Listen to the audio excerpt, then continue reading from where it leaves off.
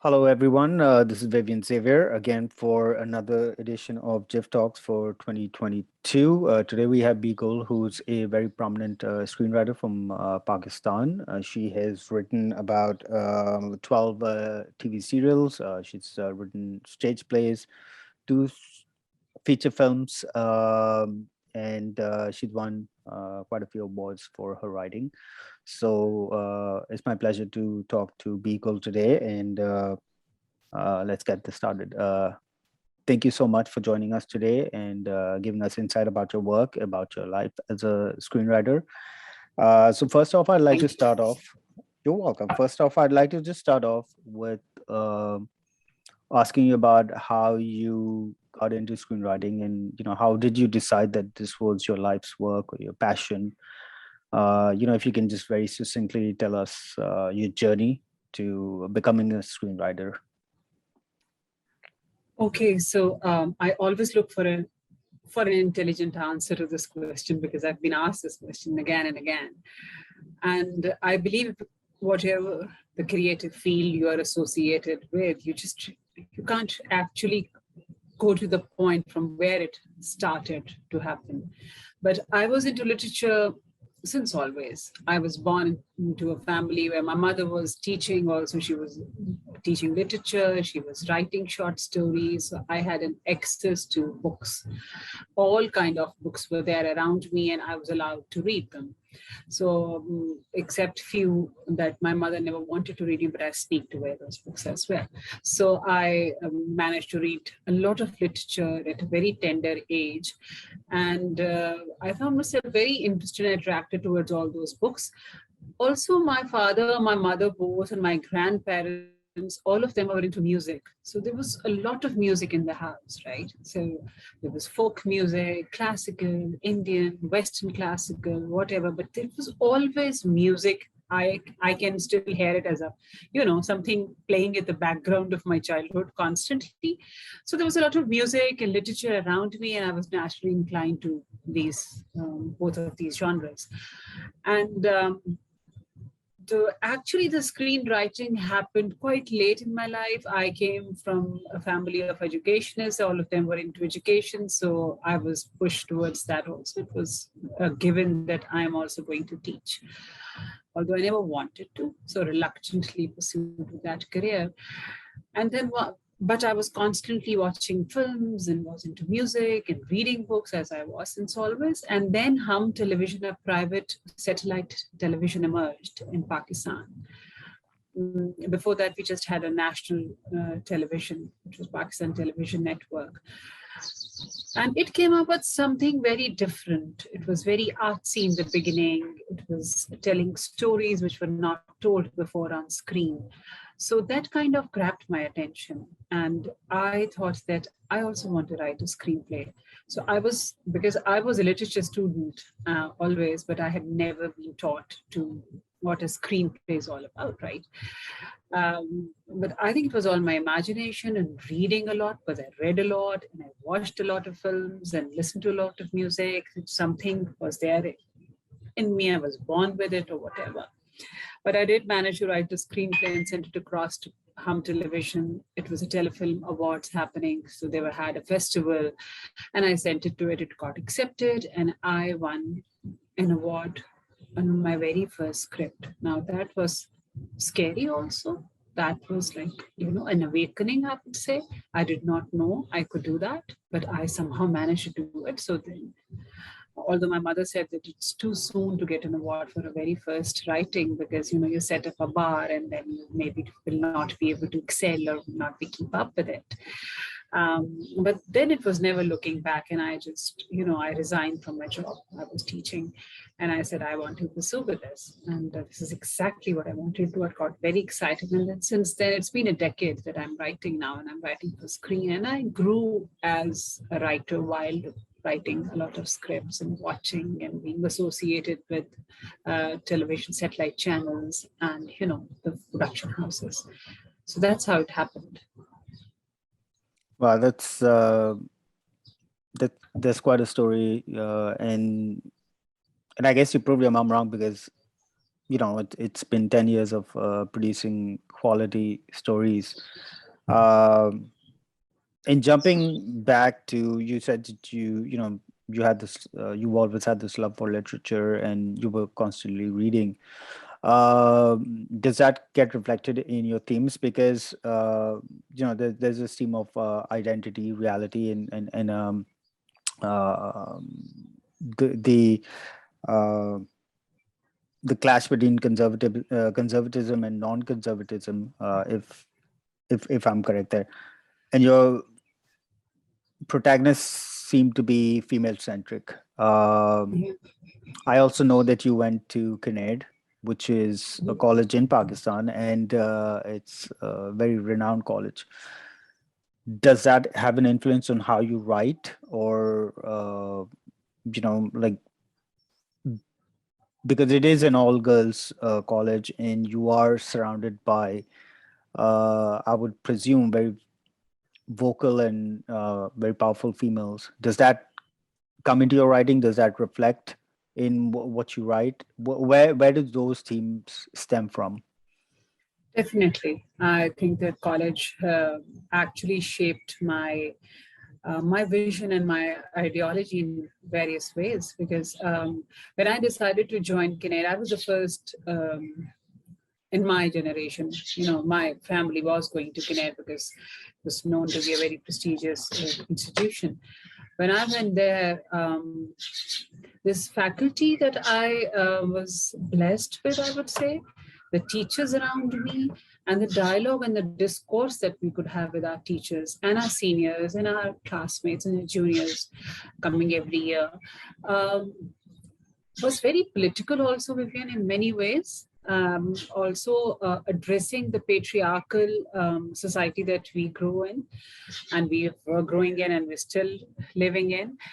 So there was actually a constant discourse in one way or the other. Either if we were reading the something, or we were, doing plays, or we were doing debates, or anything else other than the classes. Also, we used to have long literature classes where we would sit under a tree and discuss various things with our teacher and with our literature teacher beyond our curriculum.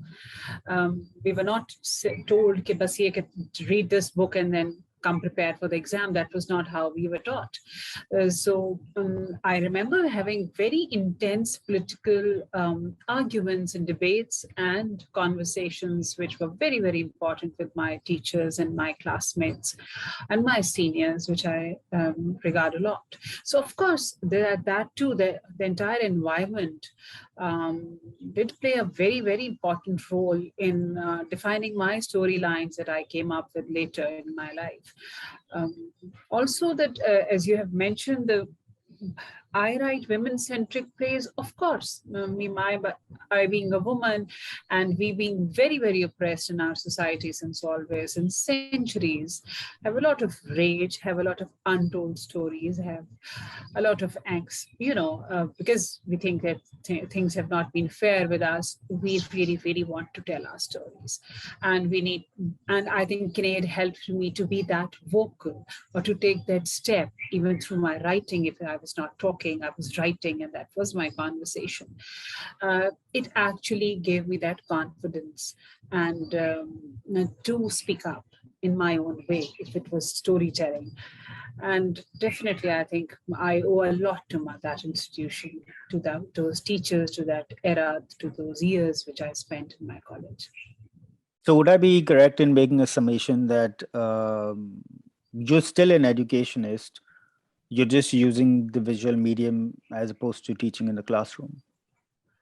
I think yes, but yes and no both, because I don't think I'm teaching anything here, and I don't think a storyteller would ever be able to teach anything. Maybe we're just reflecting or projecting what we see, and this is more of a projection of the society and the reflection of their own ideologies and values which they stand on. So I don't think it's teaching. I rather would refrain from preachy storytelling thing, because I don't think I anybody has the authority to tell you what to do and what not to do. And things are not that black and white when it comes to storytelling. We need to go to the gray areas and go deeper into the characters and to see what is going on within their psyche rather than, what we see them physically. I don't think the education thing was really making any difference here. But even when I was teaching literature, and I was not teaching in a very regular way, the way it was told or it has been taught since always. I actually remodeled my entire curriculum, and I said I will not be teaching novel to my students in installments. Like Saturday is a novel day and you come to a Saturday class and you take a novel class for an hour and then you just forget about it and come next Saturday. I said, I can't do this. I can't just divide it into installments. We have to read it in one go. So I actually scheduled everything and revisited my curriculum. And we had a very different sitting even in my class. I think that is what I took along from Gannett, because that's how I was taught. So I tried to impart that sort of teaching. And I wanted to learn along with my own students, and we would just sit in a circle and read the novel and talk about it. And at times, once it was finished, if it was a play or a drama or a novel or whatever, we would actually play the characters. We would craft the characters out of it, and I will name the characters out of my own students. And we would just like to behave like those characters for days to come, So that's how I was taught. So, and that's not how regular schools were teaching. No, so definitely, I think, So I think up till that stage, that I was doing it. And maybe the organically or natural writer in me or a director in me who sees something, in a screenplay genre, I was actually explaining my class in that way, because I would craft the characters out of it. Even if it was a pre-level class, I was teaching them Treasure Island, so they would play all those pirates and all those characters and come out and play that and behave like that. I think that was storytelling in a dramatic way, which I inculcated. So up till then, now when you're asking me, I wasn't never conscious about it. Now when you just asked me, I went back and realized that that's how it happened. But when it came to storytelling, I think I was very, very honest with what I felt and I thought and I saw happening around me. And that's something that you take forward as well, I feel, right? Yeah, that's true. So this honesty, these themes, this way of having a discourse, which you mentioned, and I know it's not open, you don't have open discourses in Pakistan because of the patriarchal nature of that society. Have you experienced any difficulty in getting your stories told or getting it to the screen, or has there been some interference with production houses where they only want to box you in a certain kind of story? Because that's something that we do hear a lot when we're talking about Pakistani dramas. And it might be erroneous, it might be absolutely true, but a lot of people just think that it's a bunch of female characters who are crying all the time, and they don't really have any sort of command over how their lives are going about. Is that true? Is that all the dramas are all about? Or because obviously yours aren't, so have you faced any difficulties, and how have you managed to circumvent those challenges? I faced various difficulties. There was a lot of opposition that I had to face.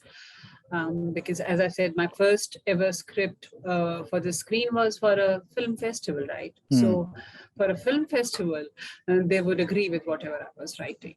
And it was, whatever I wrote, the story was again about a woman being abused in an unhappy marriage with a post-colonial background and all. Yep. So it was a mix. But they agreed with it because they thought, okay, fine, for the film festival it will work, but not for our mainstream television channel, right? So when I started when they approached me after my first script and asked me to write television serials, I was very scared. I said, no, I would never be able to write a serial. It just goes on and on and on. And endless, in my opinion. So I said, I can write a telefilm, I can write a long play, I can write a short play, because that's how I wrote. That is still my style of writing. I would prefer to write a film or a short film or a telefilm, whatever, but something which is of less duration, not of a lot of episodes. So I was told that no, this is not commercially viable, and you can't do that. If you really want to grow in this industry and you want to maintain your career, you have to write Pakistani television serials. So that was a very scary word for me initially. And when I came up with the idea of adapting a novel for a serial, of course, it was not accepted at once. I was told that again, you're right, this is a very artsy thing. This is a very dark subject. People don't want to watch it. We can't run it on a mainstream television channel. That's not what our consumers really want to watch. So it was a lot of discouragement to the extent that I think if someone else was there, she might have thought to quit. But I kept writing, kept adamant, kept putting my foot down that this is what I want to write. And I think it is very, very important, because I really believe that it was important, still very important. As you have mentioned, that all the girls were crying and whining and being in a very submissive, oppressed situation in our place, which is correct. And correct, when I say it is correct, actually our society does have a lot of women who are very unhappy, who are being abused, and who are crying and wailing in their relationships, with whatever the relationship is with their parents or someone else, or in their marriages, or if they're divorcees or whatever. So there is a lot of taboos around our women. They've been abused, and they've been a victim of the patriarchal society around us, and the entire system has been oppressing them. But what I disagree with it, that we need to help them get out of it. And we need to show them the other options also, because the patriarchy keeps on blocking it, keeps on blocking the other options. So I wanted to unblock those options for my women, and that was a real struggle for me, and that was a huge challenge for me even till date. Because when I said that, when I talk about subverting the certain value system the society is based upon, and that is the problem. It is a huge problem for them, because they don't accept that. The subversion of those value systems they've been believing, and they've they created the entire society's structure on that.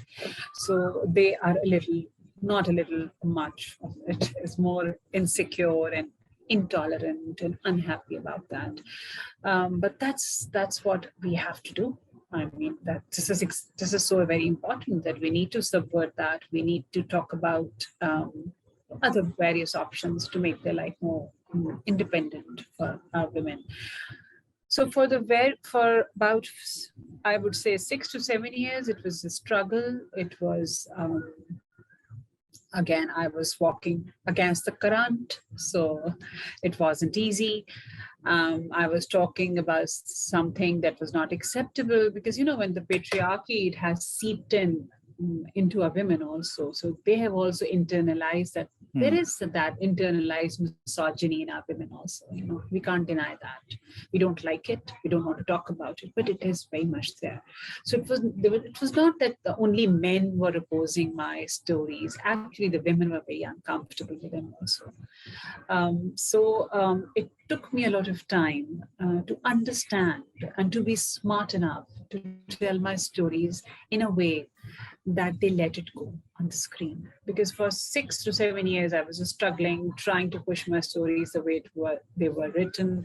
And then I realized that I need to get into that system and to get into that structure which is already there, and maybe then start working from inwards to outwards rather than pushing it away.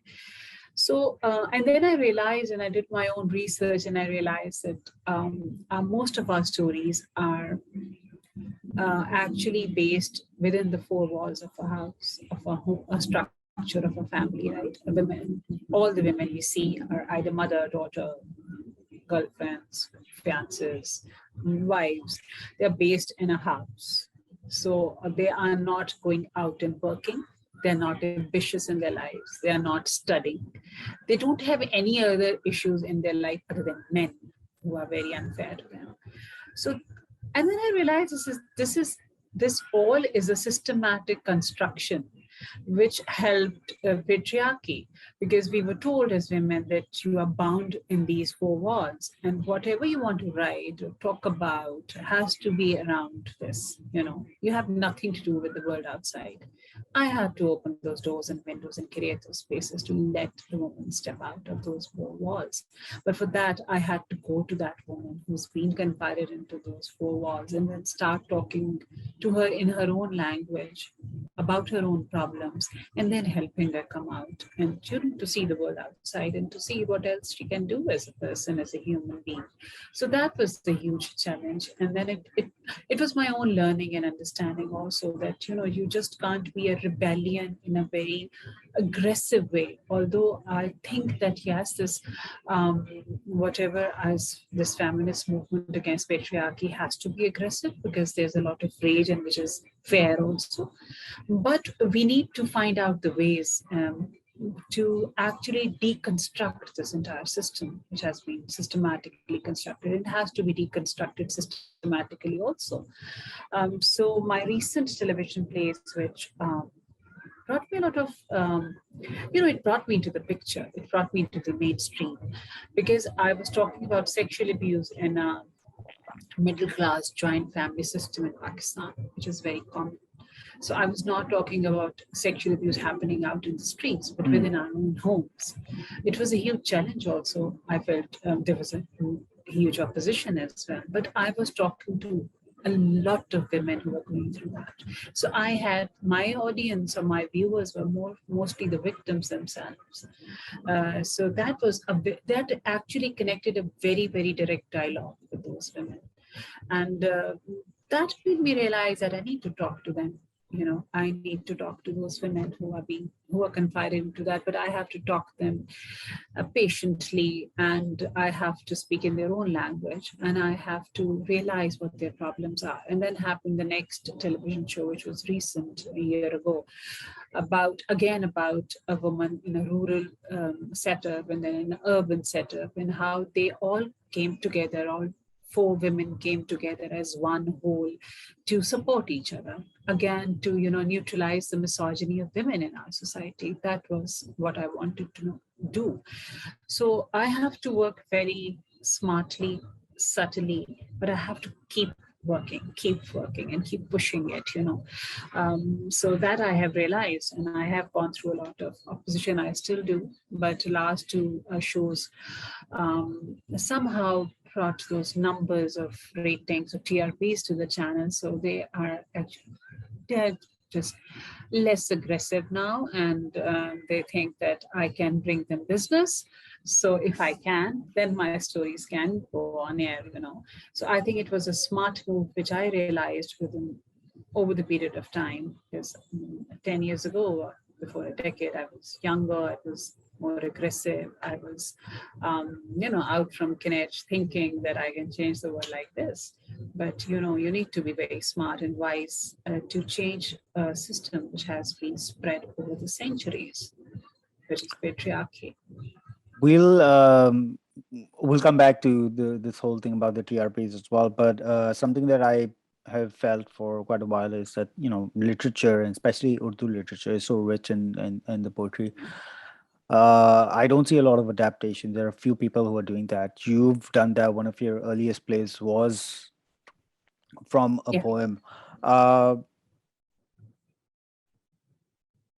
Why is this not the norm for most plays or for most writers, whether it be TV, whether it be feature films? Why are the same stories being told and not being, heavily inspired or adapted from literature? When we have that, why are they not mined? What's your opinion Yeah. about that? I think if you really want to write well, I am a strong believer, then you have to read well. So if you're not well read, you just cannot write. Um, it's a handicap if you don't have if you haven't read the books. You will never be able to write to that depths, which is very important, especially in a screenplay writing. Screenplay writing is not a novel writing at all. It has its own parameters, it has its own Mm. limitations, and we need to take care of that also. So if you really want to tell a story which can affect, which can engage a lot of audience or viewers, you have to be very, very well read, and you have to have the experience of how to craft your characters and all. So I agree that literature and screenplay writing they go hand in hand. My huge major inspiration is literature, poetry, and prose, and of course music. Or all the, just cannot take away music from there. But unfortunately, in our country or in our, I don't know, in our part of the world, people have been deprived of basic education. So they are not educated enough. I feel myself to be very blessed, to be very comfortable, and I think it's a very elite thing to say that I could read a lot of literature while sitting in this country, because people do not have an access to books. People don't have an access to education. So I feel like it's a very, very elite thing to say that we know literature. Other than that, what we had was our folk culture. So people were very, very connected to their folk culture, and if they were not reading, they were listening. So the stories were being, actually dripping down from one generation to another generation. But unfortunately, when these satellite channels emerged, they discouraged the rural stories. You would hardly see a rural scene or a rural serial in our television screens. But the reason being, our major consumers are not those people, because we make television serials anywhere in the world. Soap is called soap because they're selling soaps. So whoever wants to buy those soap or can buy those soap is an urban consumer. So they eventually become our urban viewer. So basically, they are actually reaching out to those very limited population who are urban and who can afford to watch these plays and then ultimately buy whatever they are selling in their advertisements, right? So so we actually got disconnected from our rural folklores also. So if we were not reading, we also stopped telling stories the way we used to tell through our music or just sitting together, or those cultural festivities that would be about storytelling and dances and music and folklores and all. So there's a huge disconnect with literature. A huge disconnect with literature, and especially Urdu literature comes from a very colonial complex we still live in. Because when I went to college, I still remember that I told me when I was selecting my subjects and what I want to study, my father was sitting next to me and I said, I want to do Urdu literature.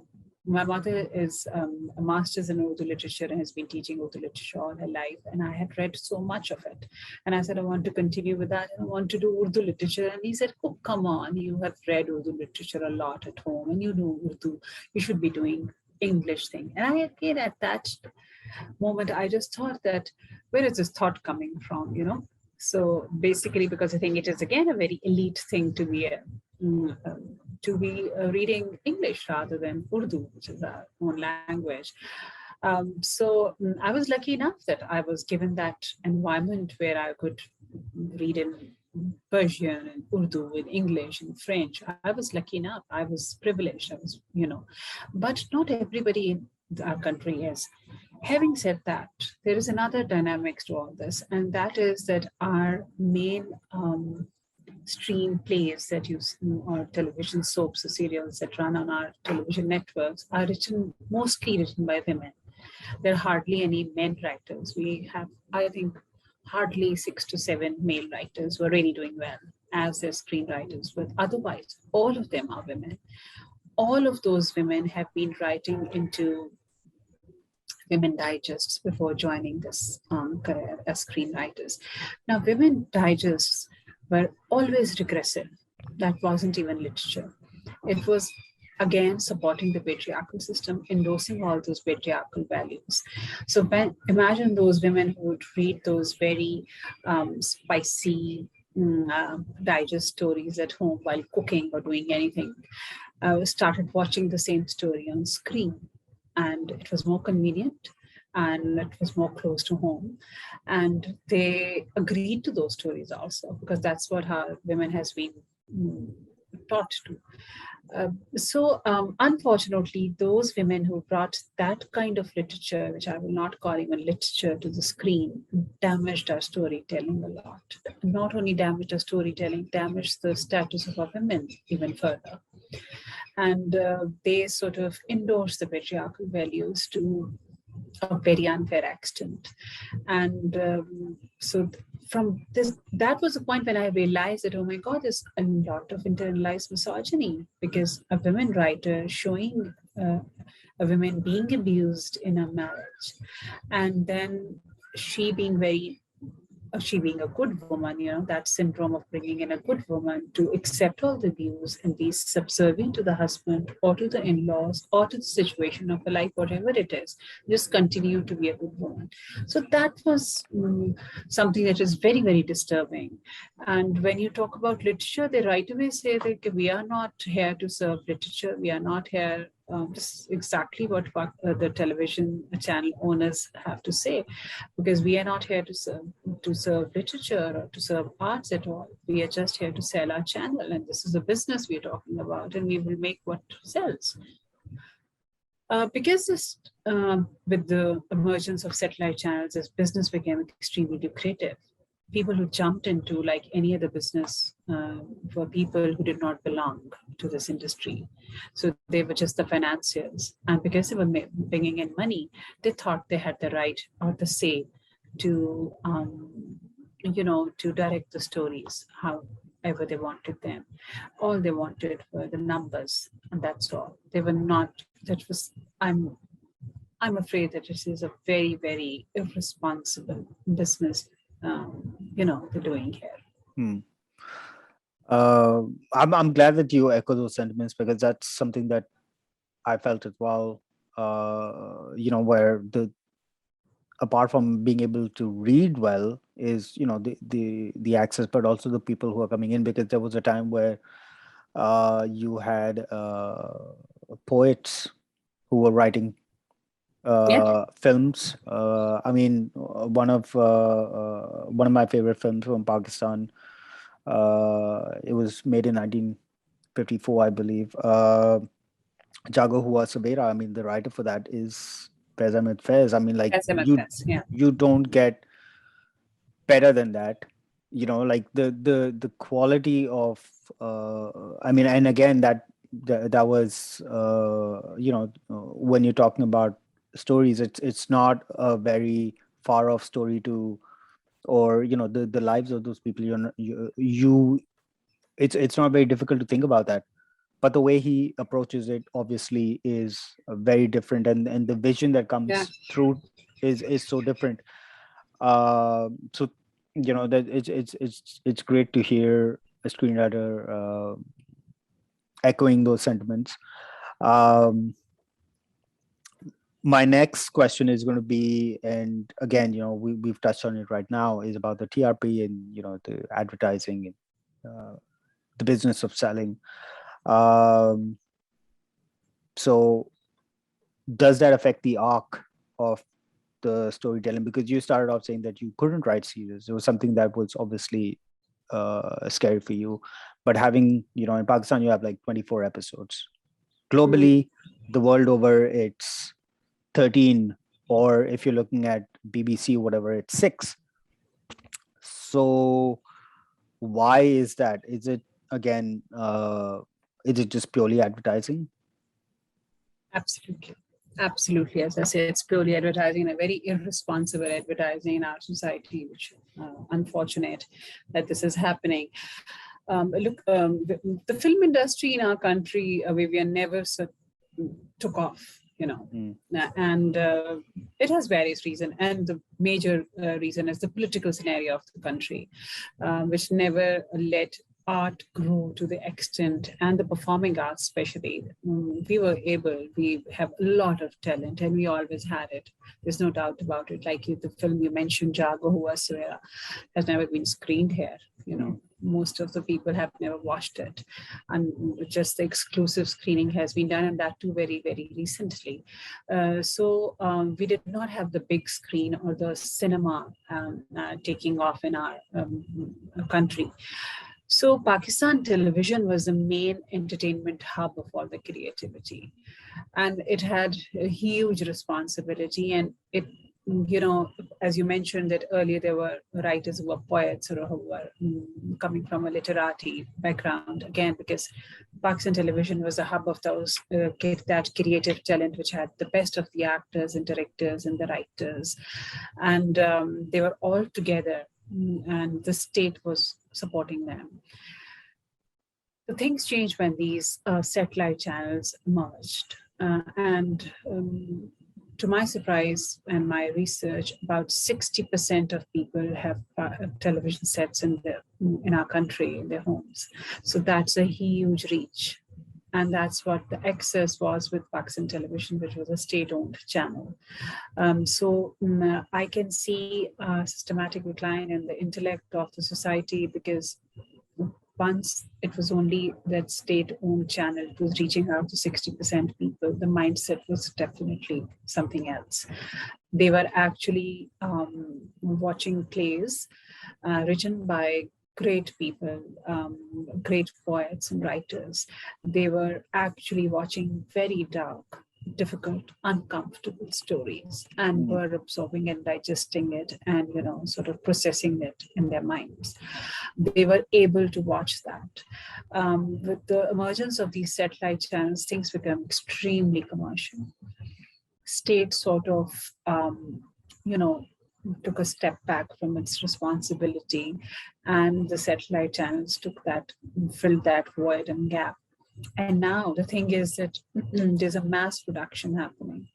So it's not only one play. We have more than 3 dozen plays running, on different satellite channels, which is huge, which is a huge number. And that mass production actually led to the very poorly executed products, because that's how it happened. You need a lot of time, thinking, a lot of energy, and to produce or to write a screenplay and then produce it and take it to the screen. You just can't do it, wrap up a 26 episode serial in 2 months like this, but it does happen. It actually wraps up in less than 2 months. They shoot about 26 to 28 scenes per day, which is bizarre. I mean, so what to talk of creativity? It's not about creativity at all.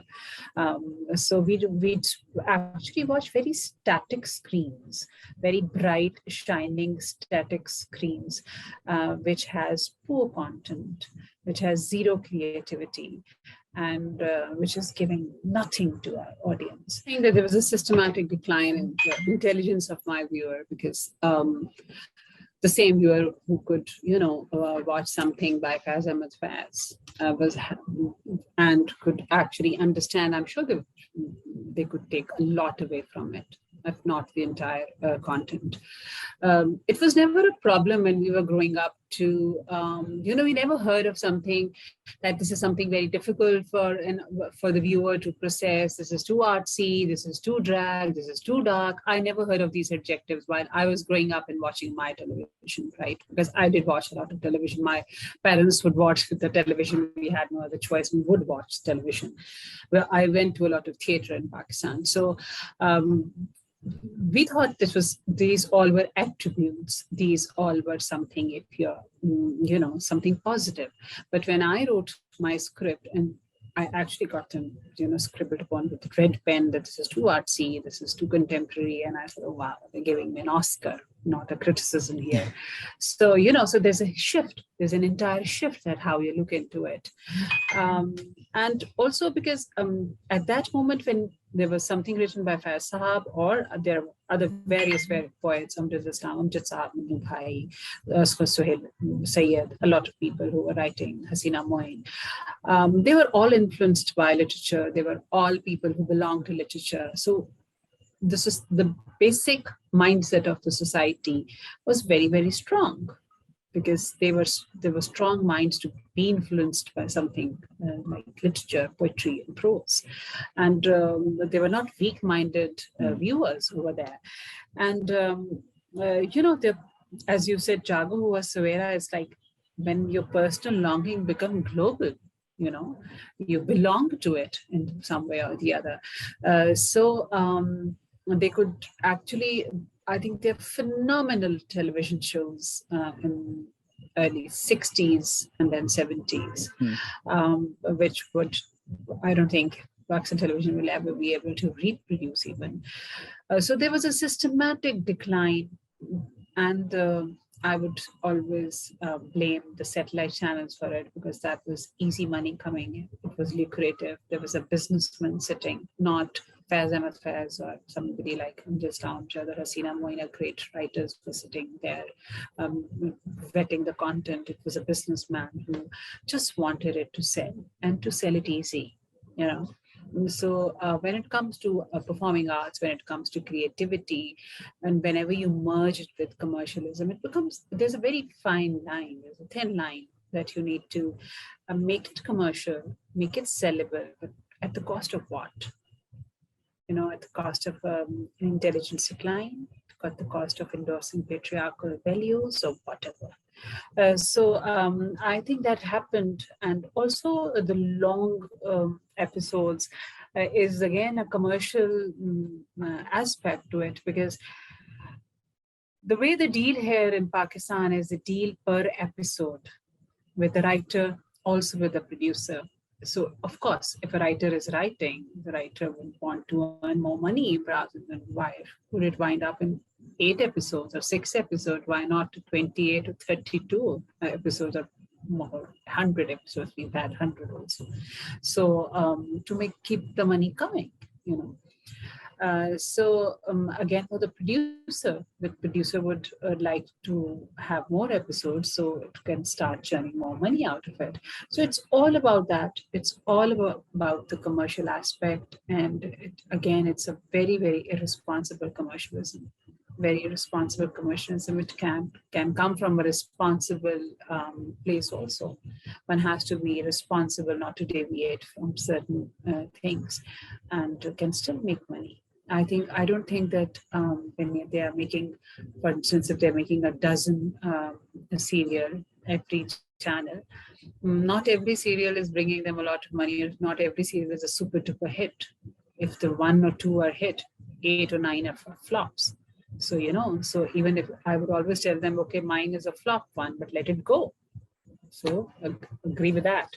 So that's how things work here. It's a very, very commercial medium. It has become very commercial, and we can see the reflection on the society also, because people have been trained now to see easy stories. And very comfortable stories, very shallow stories. They don't want to think. They don't have the thinking minds. And if they did have, they would have to use them. It's just easy entertainment. Also because we don't have anything else. We don't have television, cinema, or we don't have theater to that much extent. So all we have is television. We can just sit in front of television. That's the sole entertainment that Pakistanis have. And it can be a family entertainment also. So they all watch together, the plays together. They talk about the plays. They discuss the plays in their offices, in their workplaces, and the women talk and call each other and discuss the episodes. It's a very happening thing. It's a very palpable existence of our plays in our society. So if we could have cashed upon it in a very responsible way, we could have changed the entire mindset by now, but unfortunately, that's not what has happened. Now that we're talking about the money aspect of things, and you mentioned correctly, yes. I mean, it is a profession, it's a craft, and Yeah, people need to earn their living and pay their bills with this with this craft, and with this um, with this kind of work that people do. uh, how easy is it for, because I know personally a lot of writers. I have a friend who's a writer who he's currently not writing, he's doing something else in the film industry, sorry, in the commercial industry, because everybody needs to pay mm, bills, and there's obviously that's true. that's how the world works. So what are the challenges for newer screenwriters? Why aren't they allowed to come in? Because there are a lot of them who do write well, and now they're just veering towards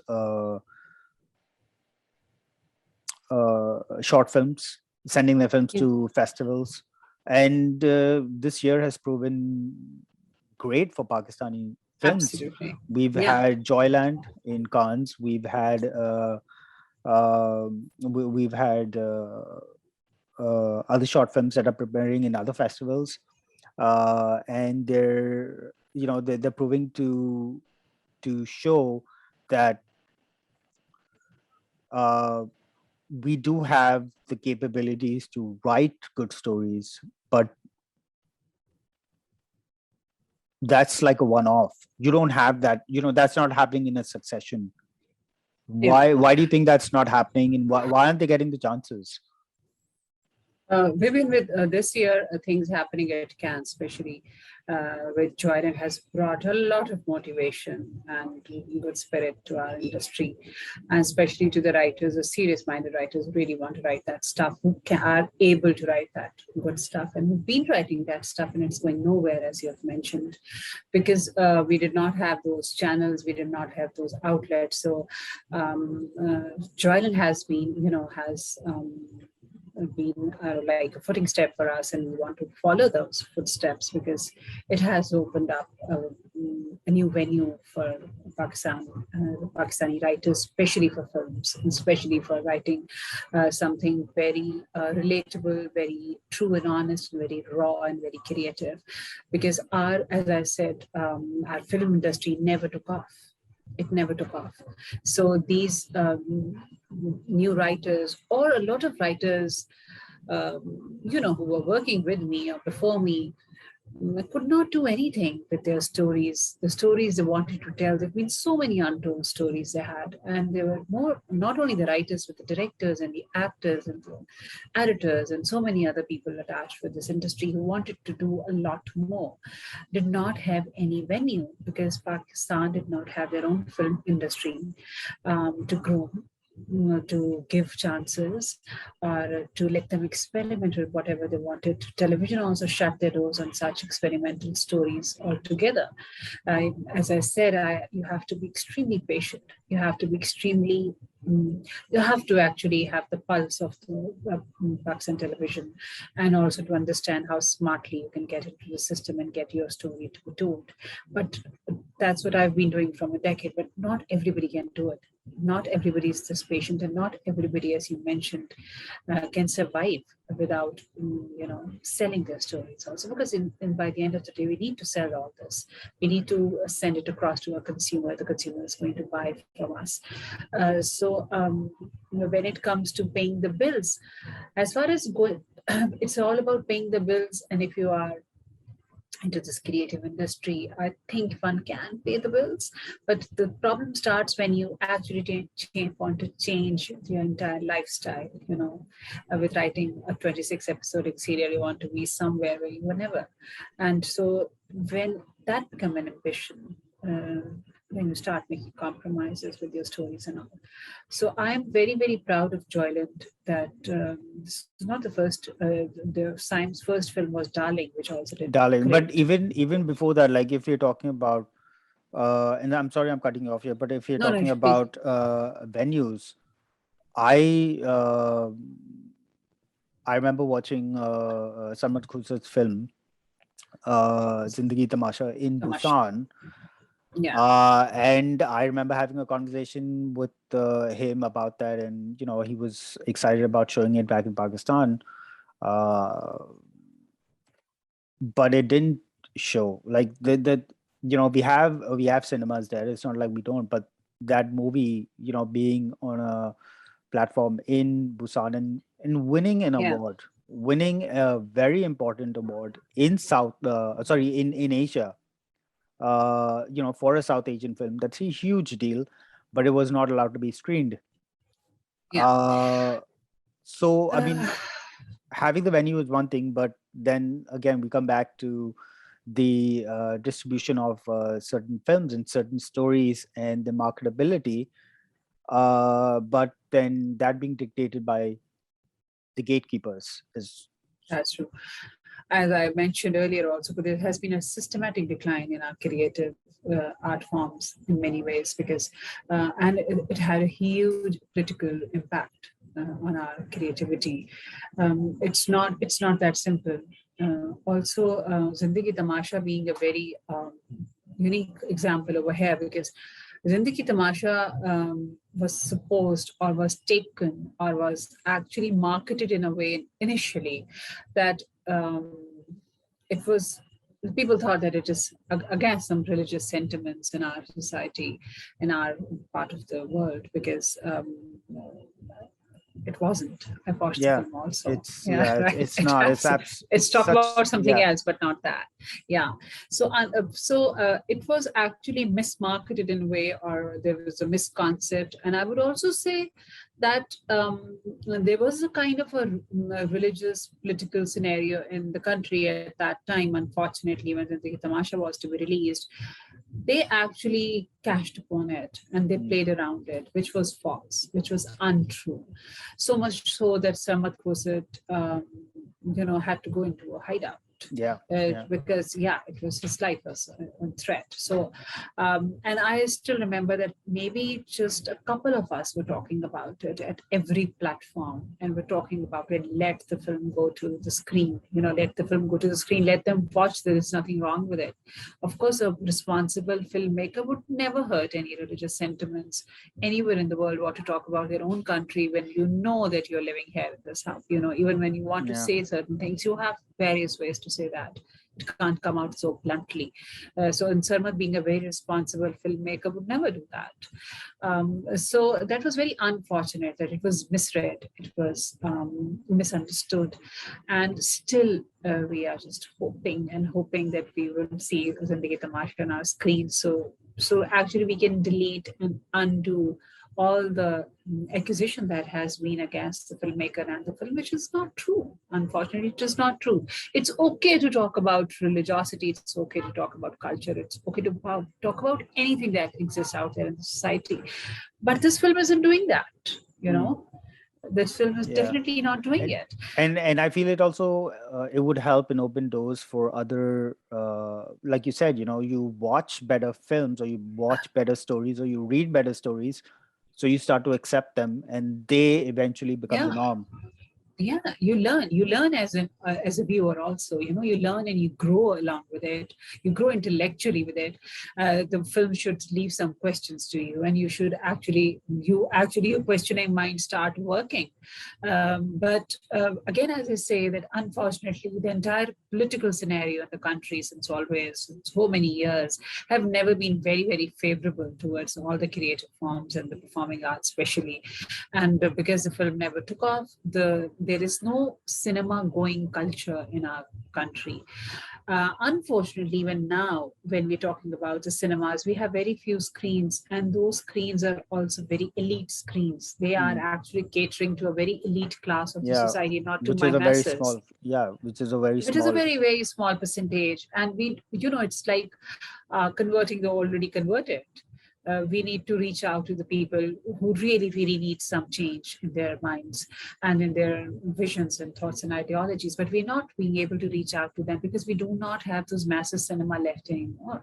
You just cannot afford this much expensive entertainment in the name of cinema. Um, I don't think a laborer would be able to do it, or a common man would be able to do it, in And with this the inflation situation. now, I don't think even Of course, the even if for middle-aged us, people. Yeah, we need to think about it. I don't want to waste my money and my time and go and watch a film that I have nothing to take away with. exactly. Now, even these films, Vivian, even these films which are Zindagi Tamasha or Darling or Joyland or Kamliyas, which is running Mm. the theater these days, is not catering to the masses. It's again catering to a very educated, enlightened class, right?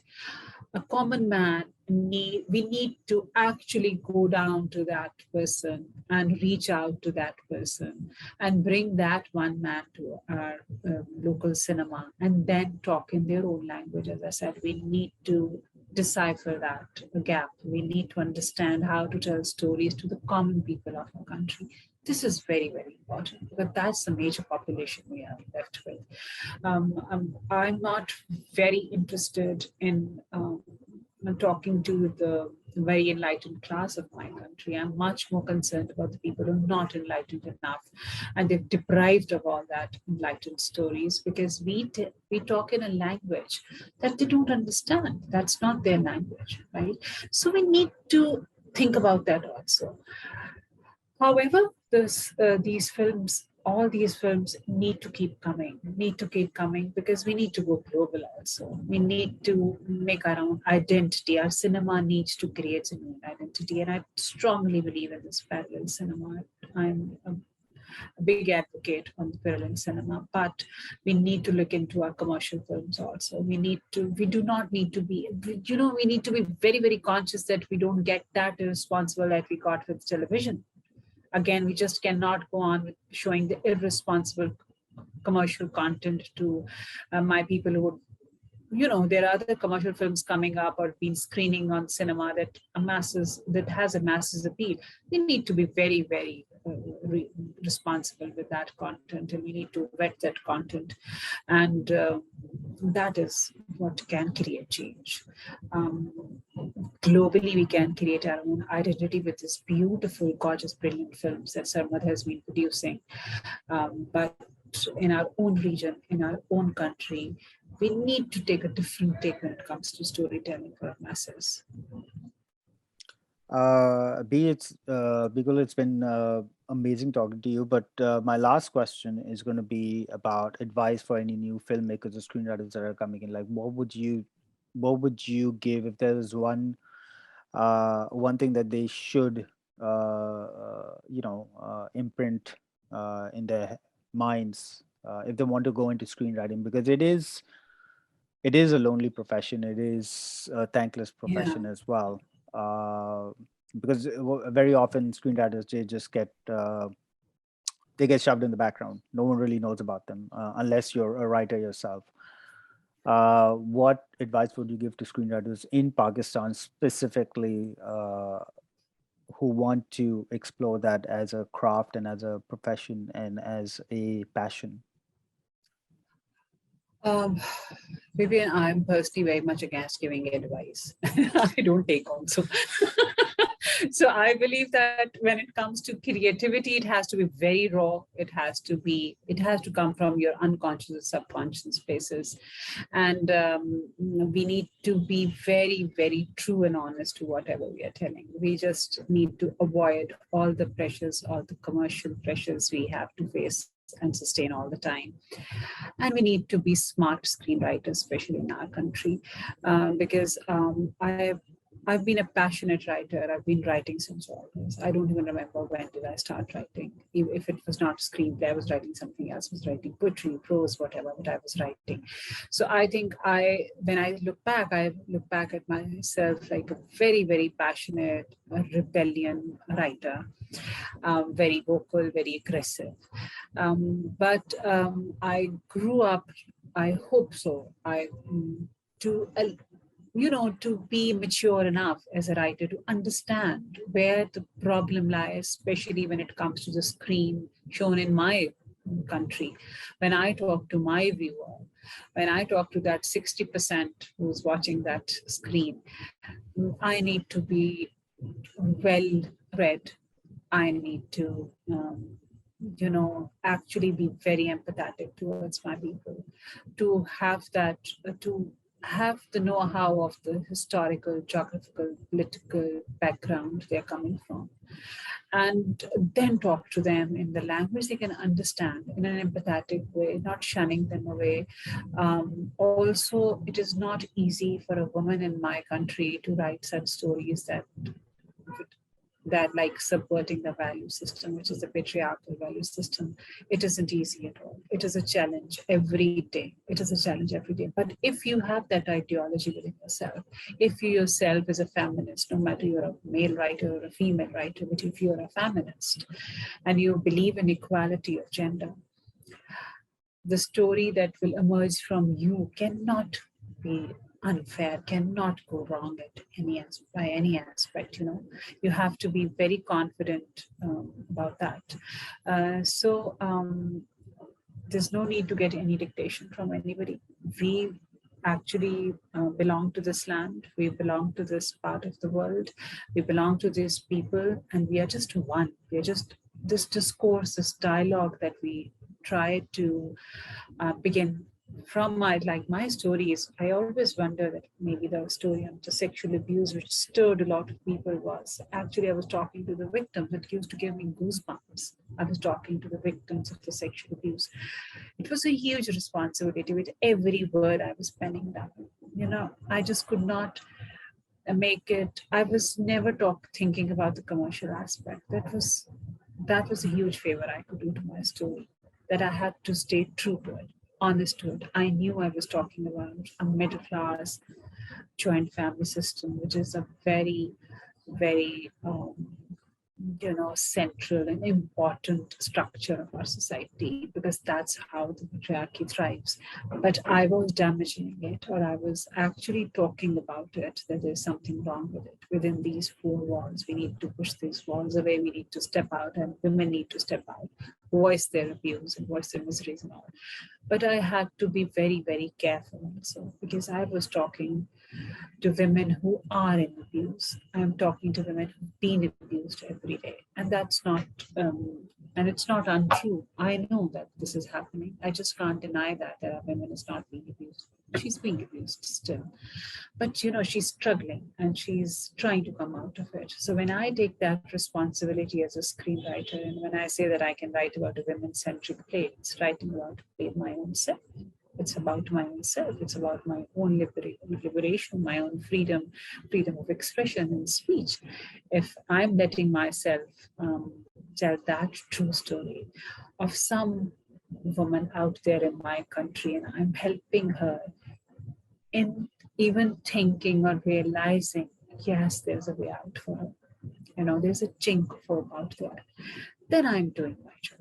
And we need to think about, we have talked about the commercial aspect. It comes down to paying your bills and all. It is a profession. You have to feed a family. You have to run your kitchen, agreeing to all that.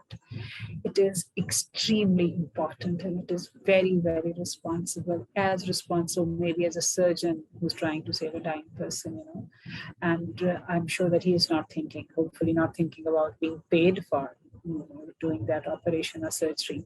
So when you're writing, one has to be very honest to it. One has to be very, very honest and empathetic towards the viewer also. And to be bold and brave also, to write the truth, and that's the truth. Thank you so much, Beegul. It's been a pleasure. Same here. And I can't wait for the next thing you put out in the world. I know I said that that would have been my last question, but you've done serials, you've done feature films, you've done plays. Can we look forward to a novel?